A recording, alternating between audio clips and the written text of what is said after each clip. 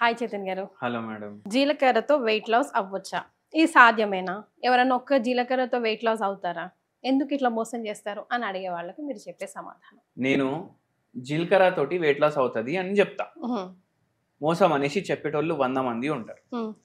మళ్ళా నేను టర్మరిక్ తోటి వాటర్ తోటి మళ్ళా దాని తర్వాత మన గరం మసాలా తోటి కూడా వెయిట్ లాస్ అవుతుంది అని చెప్తా. వినేటోళ్ళు ఏం చెప్తారు, అరే ఈడు అబద్ధం చెప్తుండు అని అంటారు. నేను హోమియోపతి మందులతోటి వెయిట్ లాస్ అవుతుంది అని చెప్తా. అరే వీళ్ళు ఏంది ఇట్లా చెప్తారు, ఏం తగ్గింది, నేను 10 రోజులు వాడినా, నేను 15 రోజులు వాడినా, నేను నెల రోజులు వాడినా అని చెప్పేటోళ్ళు ఉంటారు. మీ కోడి చెప్తా, నేను దాల్చిని చెక్కతోటి వెయిట్ లాస్ అవుతుంది, జీలకర్ర తోటి వెయిట్ లాస్ అవుతుంది, సోంపు తోటి వెయిట్ లాస్ అవుతుంది, ఇట్లా ఎన్నో రెమెడీలు ఉన్నాయి. కానీ ఏందంటే ఓన్లీ కొత్తిమీరలు, పుదీనాలు, జీలకర్రలు, దాల్చిని ఇవి తినేసి ఎవ్వరికి వెయిట్ లాస్ కాదు. అవునా కాదా?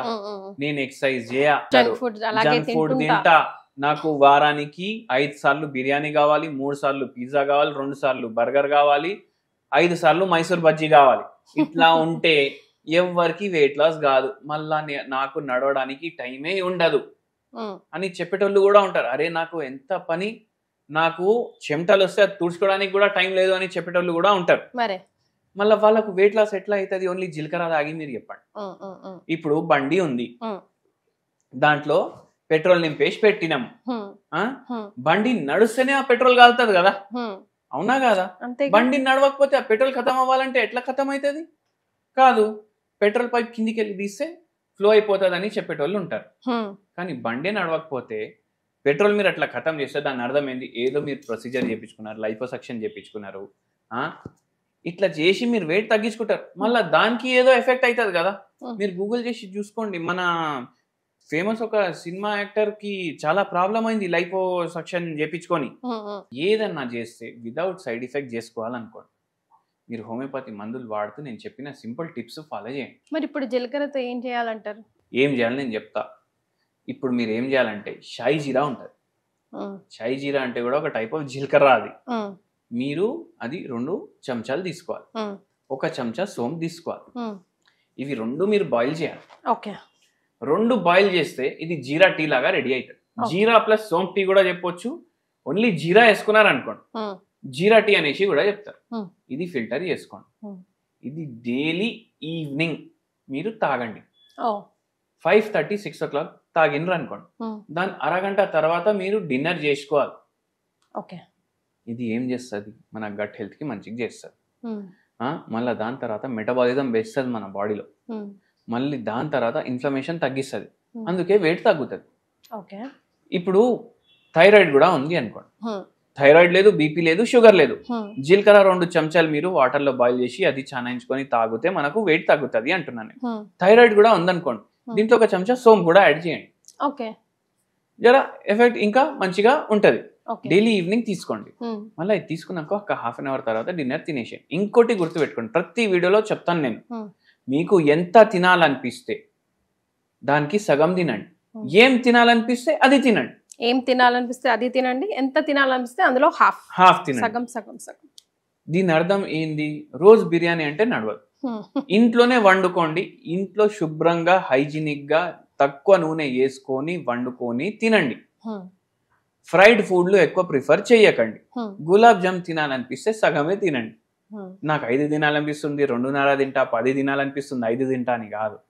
స్వీట్ అంటే సగం, వాడు చేసి ఇచ్చిన సైజ్ ఏదన్నా, గులాబ్ జామ్ అన్నా, కాజు కత్లీ అన్నా, ఏదన్నా సగం తినండి. హోమియోపతి మెడిసిన్ ఎలా హెల్ప్ చేస్తాయండి మనిషి బాడీకి?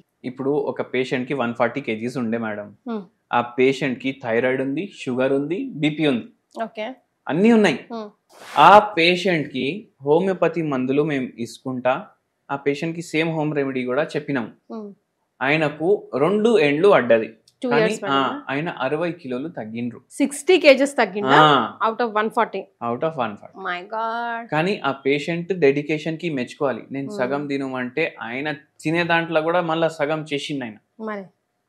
ఎందుకంటే ఆల్రెడీ వెయిట్ చాలా ఎక్కువ ఉండే. అప్పుడు నీరసం రాదా చైతన్ గారు? రోజు తినేదానికన్నా తగ్గించి తింటే బాడీకి ఎందుకు వస్తుంది? నాకు చాలా మంది క్వశ్చన్ అడుగుతారు, మేడం ఎందుకు వస్తుంది నీరసం? మనం ఎక్కువ తింటే నీరసం అనిపిస్తుంది. మీకు సింపుల్ లాజిక్ చెప్తా నేను. మీరు ఒక్క చూడండి, లంచ్ చేయలేదు అనుకోండి టైంకి, మీకు యాక్టివ్ అనిపిస్తుంది కొద్దిసేపు అయిపోతే. కాదు చైతన్ గారు, ఇప్పుడు మనకి బాడీకి అందాల్సిన ప్రోటీన్స్, వైటమిన్స్, మినరల్స్, అవన్నీ క్యాలరీస్ అవన్నీ అందాలి కదా. ఇప్పుడు మనిషి లావు ఎందుకున్నాడు? అన్ని ఉన్నాయి కదా మన దగ్గర, ఎక్సెస్ ఉన్నాయి కాబట్టి. ఇప్పుడు లంచ్ మీరు తినలేదు అనుకోండి ఒక్కరోజు, మీకు యాక్టివ్ గానే ఉంటుంది. నార్మల్ గా మార్నింగ్ నుంచి మూడ్ ఎట్లా ఉంది అట్లనే కంటిన్యూ అవుతుంది. మీరు లంచ్ తిన్నారనుకోండి, అప్పుడు మీకు నీరసం అనిపించదా? కొంచెంసేపు పవర్ నాప్ వేయాలనిపిస్తుంది.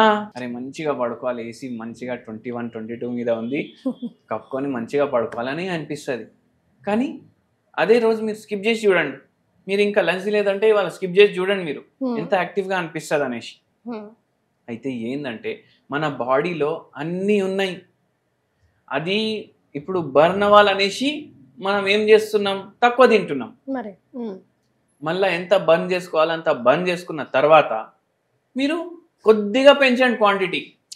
ఉదాహరణకి మార్నింగ్ 2 ఇడ్లీలు తింటున్నారు, 4 తినాలనిపిస్తే 2 తింటున్నారు.